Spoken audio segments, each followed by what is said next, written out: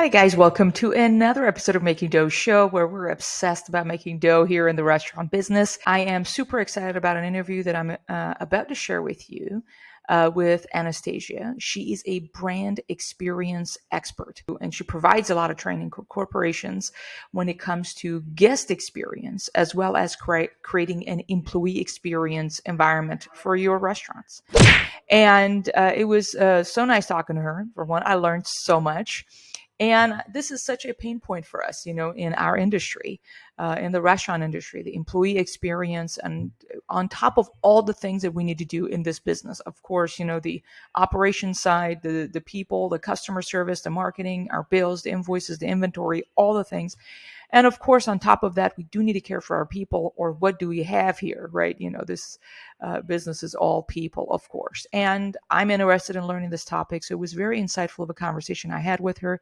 She's worked with companies like McDonald's, with Kenzo, with BNP Paribas, many different companies she's worked with. She's very insightful when it comes to this topic. And be sure to connect with her. Send her a message on Instagram or something. Thank her for this interview. It should take you 2 minutes. It would mean the world. All the links are down below. And with that, let's get into this show. All right, Anastasia, I am super excited about our talk today, and especially because this is such a pain point for many of us that deal with people, in terms of employees and all of that. And we're always trying to get better. And I know there's always room for growth. So I'm super excited for our talk today. And so first off, just to kick things off, I'm interested in knowing, where did your passion for this particular topic of creating an experience, whether it's for employees or for guests, where's this passion come from? Yeah, thanks. Thanks for inviting me. This is exciting. That's a topic I could talk about like forever. So yeah, Wonderful. I'm like everybody else. I was at corporate, so my background is aviation, airlines, and then travel and tourism. And 20 years ago, I have this value inside of me, value of respecting other people. So back then I did not know it, but everything connected with, bad service to clients to employees had always nagged me, and I was like, why is it this way? We should change it. So that's how I started. I started at the international airlines, and yeah, I did not know anything about service, internal, external, nothing, but just felt that, you know, as many of us executives, we Mhm. do something and we try to put down fires in terms of employees and keeping employees and keeping clients. And usually we don't know what's the scheme or methodology behind that. We're just like, going and going and going. And I was the same. So I was super stressed because I just didn't know if there was any methodology or scheme around that. Okay. I was successful. That's a good thing. Like many of you guys, like you're successful per se in whatever you're doing. But if I were to ask you, how are you doing this? You would probably not Mhm. know what to answer, right? So yeah, Yeah. so that's where it comes from, and that's why I got my education all over the place and certification. And from that time, I was confident I was able to help other companies deal with this. That's great. And so let's talk about, how do we define even employee experience? Where this word is the same as culture. These are terminologies that we use all the time everywhere. I would love to hear how you would define employee experience, which we could call culture. I don't know if that's the same thing in your mind, company culture, but how do you define those?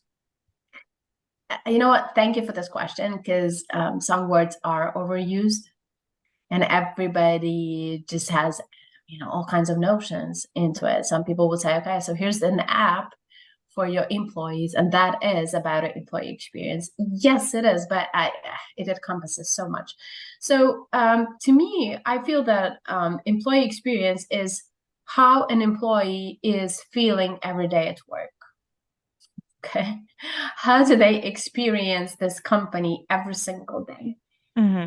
And then it is connected with culture. I do agree. But to me, culture is like this big ball, and then how every employee experiences this big ball for themselves, how they catch it and how they experience it. Yeah, and what they feel, basically what they feel every single day when they are at work.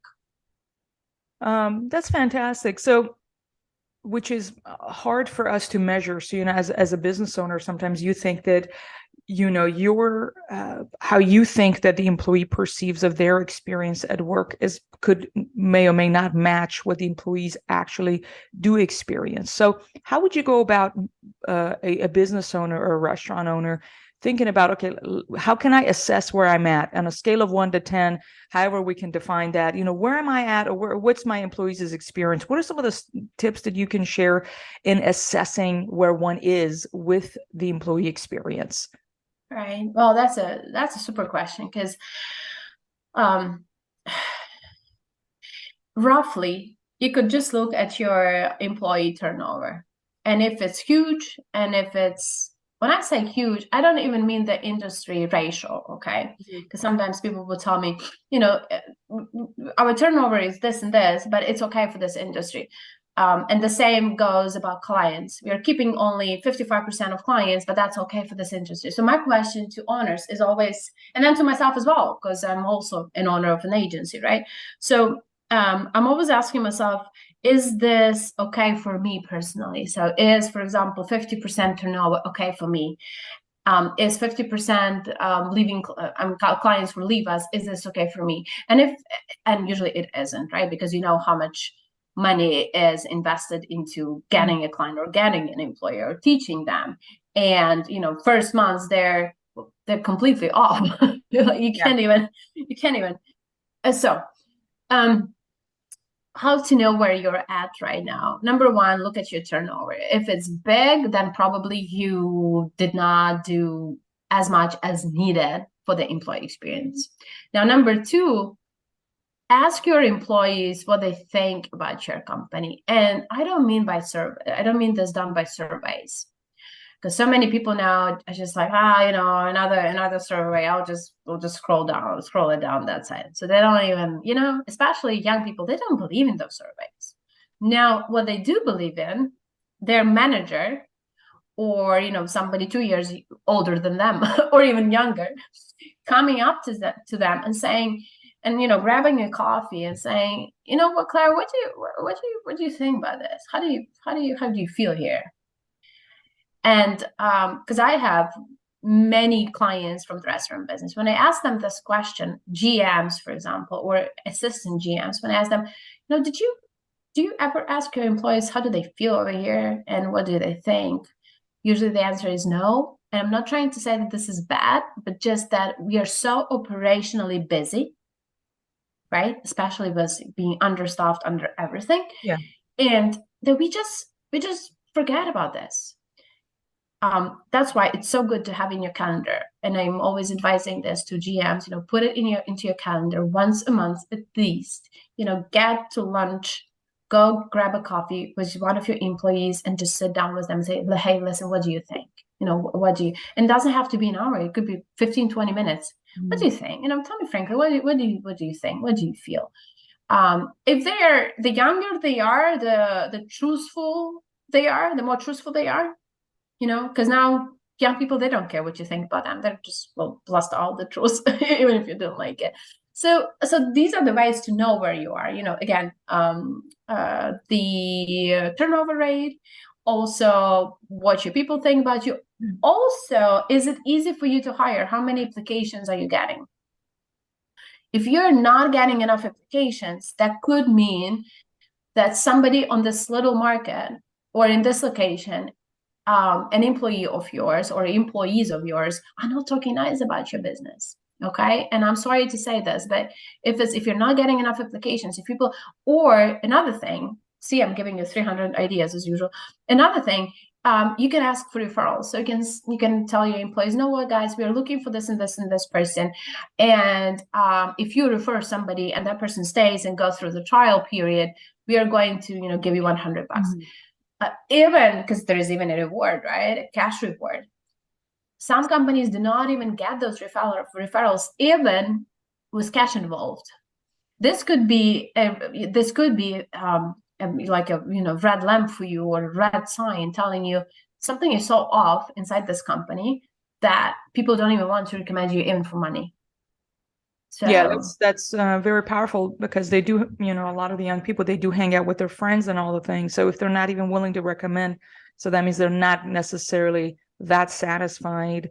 They're here for a paycheck, so they really don't care that you're short staff, you're not short staff. What do I care? It's just kind of could be the mindset, and that is a great indication of employee not connected to the mission of the company and all that. One of the questions I like asking is, it's just like in a marriage, you always think about, when you fell in love with the person, why did we get married? So one of the things I like also asking is, so why did you apply to work for our company? Is, that's one of the big, so they had an idea before joining.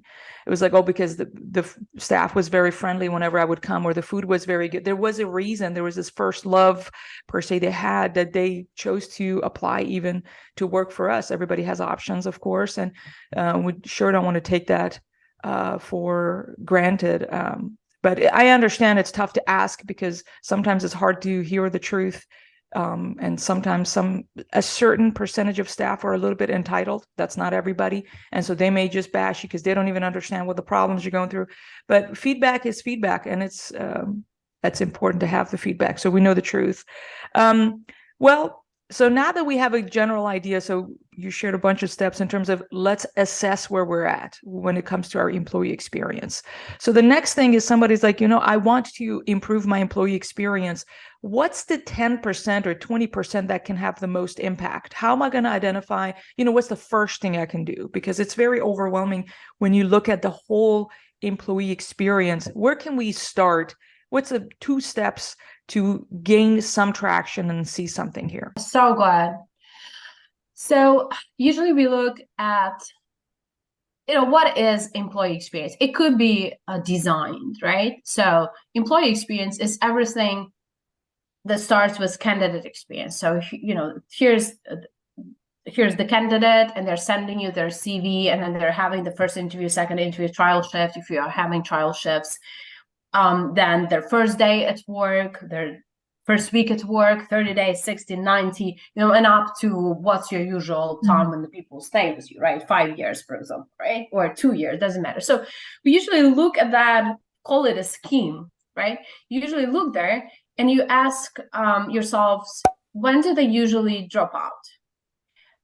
Now, they could be leaving physically or mentally. Okay, quitting mentally. So that's the same for us. So we look, okay, you know what? Some managers will tell me, so let's say you have 30 restaurants, and I'm talking to 30 managers of those 30 restaurants. It's not the same for everybody. Some managers will tell me, what, in my restaurant, I don't know what's going on, but they leave like day 65. I don't know what's going on. But usually it's around inside the company. Usually it's the same time when people drop off. Again, they quit mentally or physically. So let's just say it's, what's yours? Can you share what's yours? Sure. I think that what you just shared it was brilliant. What you just said in terms of looking at the timeline and studying like a trend that you have ultimately. Physically, Yes. I know around May a lot, because we hire a lot of high schoolers. They graduate from high school, and so they really want to have a summer. They want to travel, or they want to take the summer off, celebrate end of high school, and I get that, but that is a time people get disengaged. I think that when it comes to mentally leaving and getting a little disengaged is more likely around 6 to 9 months, when they have learned a lot and they're working and they don't know what's next. So they're a good server, maybe they're a good cook, and so they're at this level. And that's our problem. We've not defined for them what's next for them, that they can make more money or take on more responsibility. That's when they mentally disengage a little bit. Love it. That's where it would be. Yeah, and thank you for this example, because sometimes the timeline looks like, is it 60 years day or 6 months, but sometimes it could be seasonal. So like May, for example, we know it's May. So a good question here is, what can we, because we know May is coming. Like there's no way May is not coming. It's not coming. So, So we get ready in, I don't know, in February. We are telling them, you know what, May is coming. Do you have any plans for summer? Because here's the idea: you could stay, or you could even leave for 2 months in summer, and then, but we would agree with you that you come back in August, or I don't know. Okay, so because especially with young people, they don't strategize. They probably make decisions from today up to tomorrow, right? So that's where you step in and you say, you know what, May is coming, and I know that you will probably want. So let's try to figure out how you could still go, but still, for us, if you want to keep you, this is what we are going to do. Okay.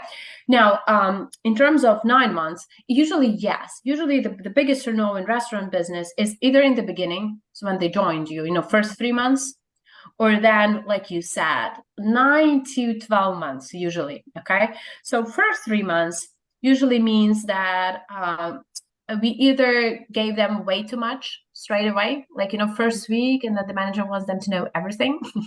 So Yeah. they either train too much, which is overwhelming, and then the person's like, oh, wait, no. Okay, that means we can, because we usually do that with clients, we just sit down and we say, okay, what's the vital stuff for week 1? Can we do it week 2, week 3? So we kind of split it around so that the person does not feel overwhelmed. Mm-hmm. At the same time, it could be vice versa. It could be that the person has zero training and they just are dropped in the kitchen. That's it. This is your senior cook, follow him.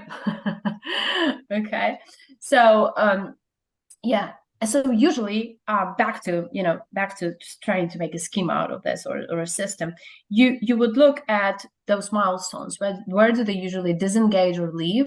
Mm-hmm. And what you do, you kind of zoom those in, and I usually recommend to get with your leaders. Do not do it yourself as an owner. So sit down with your leaders and say, okay, guys, so something is happening. They're leaving us at 9 months. Okay. Now, what are we doing or not doing that they're leaving us? And this is just one thing that you said. They don't know what to do next. Okay, I'm sure it's just one thing. I'm sure that when you get your leaders together, they might say, oh, and I had one, and I had two. So they will give you even more ideas. What are we doing? What we should stop doing. Okay. And then the next question you ask is, okay, what can we, as you just said, how can we step in the company, as the company over here? So you've been here for 9 months. And again, the biggest mistake is that usually we think that they only have to go up in their career ladder. So, a cook, a senior, double senior cook, manager, or a chef, or, but it's not always like that. Many people realize at 9 months, right, in hospitality business, this is not what they want to do. Many people say, I don't know, I guess, I got it. So maybe you can take them this way. You can say, okay, would you like to start as a server? Would you like to start here? Would you like to start to try managing a place?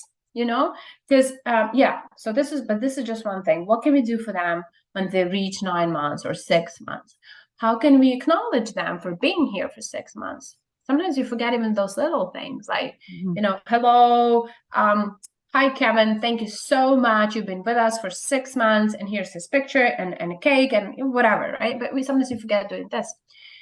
Or maybe there are more perks when you reach 9 months, whereas, again, many companies just like to throw all the perks straight away. But I do like it in form of gamification. So when you're here for the 3 weeks, for 3 months, here are your perks.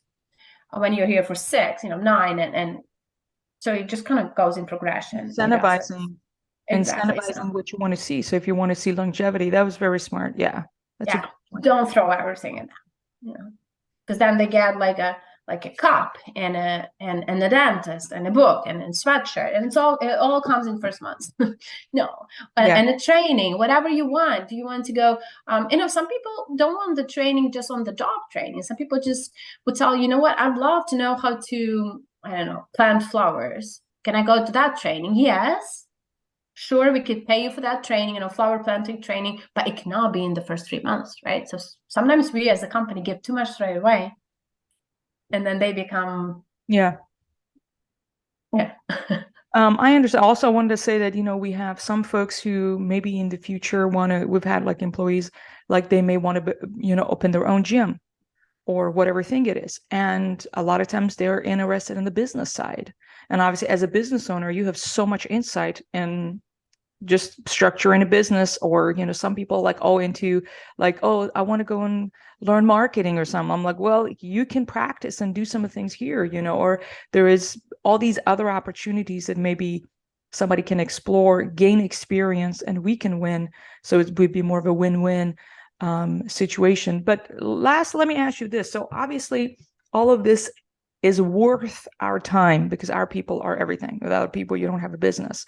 How do you suggest a business owner? Do you suggest like a person dedicated on the ground, focused on the people? Because we're talking about the GMs need to manage a lot, especially cost, customers, processes, the food order, the inventory, all the things. So would you say that same person, also personality wise, when we're talking, it's somebody who's a little bit more analytical, and like the disc personality stuff, that person is more analytical, looking at numbers because there's a lot of cost. How would you go about, because it's a different hat, to really looking and investing in the people and constantly checking in and all that? How do you suggest implementing that in a restaurant? Depending on how big you are. If you're just three people business, of course, everybody will be doing everything, right? Or even 10 or even 20 or 25. Now, if you're more than that, I would suggest actually both, okay? Yes, it's always good to have what is now a very popular position called Chief Experience Officer, Client Experience Officer, or Chief Experience Officer. That person is responsible both for guest experience and for employee experience, okay? So that person kind of holds the two, because if you split them, huge companies sometimes split them, and that's not good. Okay. And I can give you like a full investigation on that. So I would suggest both. At the same time, I would still develop the leaders, okay, GMs. In those cases where there's a GM and a GM, definitely a assistant could do more of that operational stuff, orders and food costs and all of that. And then GM, we could teach them more to be I don't like that word leader, but yeah, that's exactly what I mean. But I don't, again, that's one of those words which we just, so cliche, but more of a, how do you support your team? How do you motivate your team? How do you talk to them when they're not feeling good? So all this engagement actually is on the shoulders of GM then, because GM is with them every single day. Whereas this one person is not there every single day. Even if they come in once a week, they are not. So and then the atmosphere, the culture is created every single day by GM, right? So It's hard to hear. I agree with you. It's hard to hear. I know. And Painful, believe but me, I know it's so hard, because especially now, who has become a GM right now globally? A GM is somebody, especially with all the COVID stuff, a GM is somebody who was just thrown at that position, right? yeah, So they're doing everything. They're doing operational stuff. They're sometimes doing like waiter stuff. They're doing this and this and this and this. In this scheme, of course, you cannot expect any sit down time with our employees. So I'd suggest switching a bit of operational stuff to AGM where it's possible, to assistant GM, or brilliant server who could just be, you pay him a bit more and he could do all of that as well, or part of that, and then still leave this culture thing on GM. Yeah. yeah, I agree with you. And I think, as we land a plane, I think the most insight, I mean, I think if people were to do one thing in my mind, is do that, sit down with their team members and having a one-on-one 10-minute check-in can be very insightful, to even understand, what do our people even want? So if we don't know that, assessing how do they feel first, and why that is, we could set all the things and all the perks, they will not necessarily value it or see it. So I think that's the one thing, and I think that is my takeaway. We used to do that before, and then obviously I think since COVID, somehow it was, putting fires out way more, and still kind of in that mode. I think we do need to spend more time meeting with our people for sure. So that's that. I love this topic, of course, and love chatting with you about it. It was very insightful. I appreciate your time. If you would just kind of share, I will have all the links everywhere for folks to learn more about you. But just in case, just a little bit about, do you want folks to check out on YouTube, because you do have a lot of videos there? Would you like them to? Is there a ebook or something you have they can download, or go to your website or something? That'd be great. Yeah, yeah, I'd suggest YouTube and website, and I'm very responsive in both in Facebook and Instagram. So I always tell people, just better ask me. I will not charge you for the answer, but please better ask me than then you would have a reputational damage to your business. So I'm always very open to whatever questions you have. Wonderful. Well, thank you so much for your time, and we'll be in touch. Thank you. Thank you. All Thank right. you.